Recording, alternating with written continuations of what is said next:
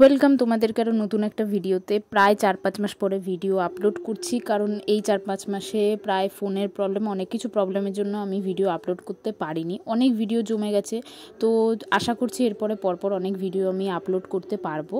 তো আজকের ভিডিও নিয়ে বলছি, আমি আর বিশ্ব মিলে বৃহস্পতিবার বেরিয়ে গেছিলাম সন্ধ্যাবেলা একটু ঘুরতে। তো ঘোরার সময় ভাবছিলাম যে কোথায় যাব, তো আমাদের নৈহাটিতে নতুন একটা ক্যাফে খুলেছে, তো ভাবলাম চলো সেখানেই যাই। তো সন্ধ্যাবেলা প্রায় 6টা সাড়ে 6টার দিকে আমরা বেরিয়ে গেছিলাম। আর এই যে এই দেখো মেয়ে দেখছো, ওর মেয়ে দেখাই শেষ হয় না।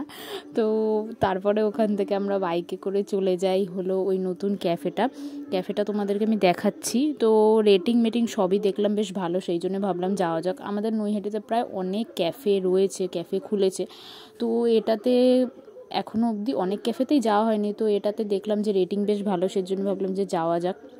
এটার নাম হলো হিলস ক্যাফে, যেটা তোমাদের নৈহাটি স্টেশনের একদম কাছেই, মানে নৈহাটি স্টেশনও এই ক্যাফেতে বসে দেখা যাবে। তো তোমাদেরকে সেটাও আমি দেখাবো। তো আমরা এখানে ক্যাফেতে ঢুকে গেছি, তোমাদেরকে আমি অ্যাম্বিয়েন্স দেখাচ্ছি। অ্যাম্বিয়েন্স খুবই ভালো বলতে গেলে, যেহেতু নতুন খুলেছে, একদম নিউ খুলেছে, নভেম্বর মাসে খুলেছে। ওদেরকে আমরা জিজ্ঞেস করলাম, নিউ খুলেছে, তাই এখনও হয়তো অনেকে ক্যাফের ব্যাপারে এখন অবধি জানে না। এই যে এখন বলছে যে খুব সুন্দর অ্যাম্বিয়েন্স, সত্যি খুব ভালো ছিল।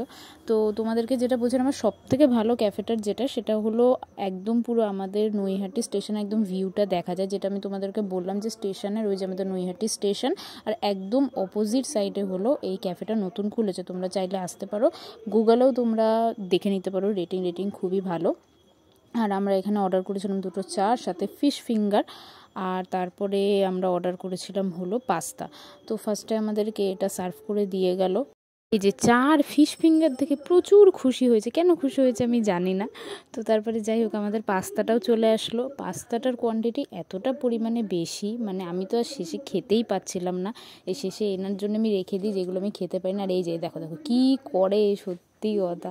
তারপরে এও খেতে পারছে না, কিন্তু বলতে পারছে না যে খেতে পারছি না, তাও চেষ্টা করছে খাওয়ার জন্য, কারণ খাবার একটুও নষ্ট করবে না, আর যাই হয়ে যাক, যদি পেটে জায়গা না থাকে। তারপরে ওই যে এবার খাওয়া হয়ে গেছে, এবার লাগছে গরম, এত খেয়ে ফেলেছে। আর এই যে দেখতেই হয়েছে বড়, এদিকে ভেতরে ওই বাচ্চাই রয়ে গেছে, বাচ্চাদের মতো এরকম করছে চেয়ার নিয়ে। অবশ্য আমিও বা কাকে বলছে, আমিও এরকম ধরনেরই।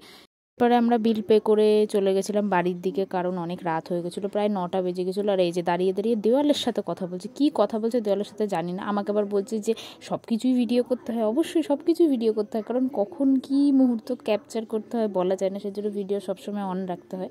আমাদেরকে আবার আমি ক্যাফেটা দেখিয়ে দিচ্ছি। তো ভাবলাম বাড়ির দিকে যাওয়া যাক, কিন্তু না, আমার তো ঘোরা শেষ হয় না, আমাকে যত ঘোরাবে তত হয়তো কম পড়ে। তো ভাবলাম ফেরিঘাট দিয়ে একটুখানি ঘুরে আসি। ভালোই ঠান্ডা লাগছিলো তখন, প্রায় 9টা সাড়ে 9টা বেজে গেছিলো।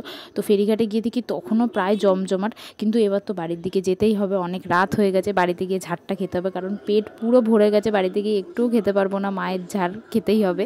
তো দেখা হচ্ছে পরের কোনো একটা ভিডিওতে। আজকের ভিডিওটা এই অবধি, যদি ভালো লেগে থাকে তাহলে লাইক করে দিও। তোমরা সবাই খুব ভালো থেকো, টাটা।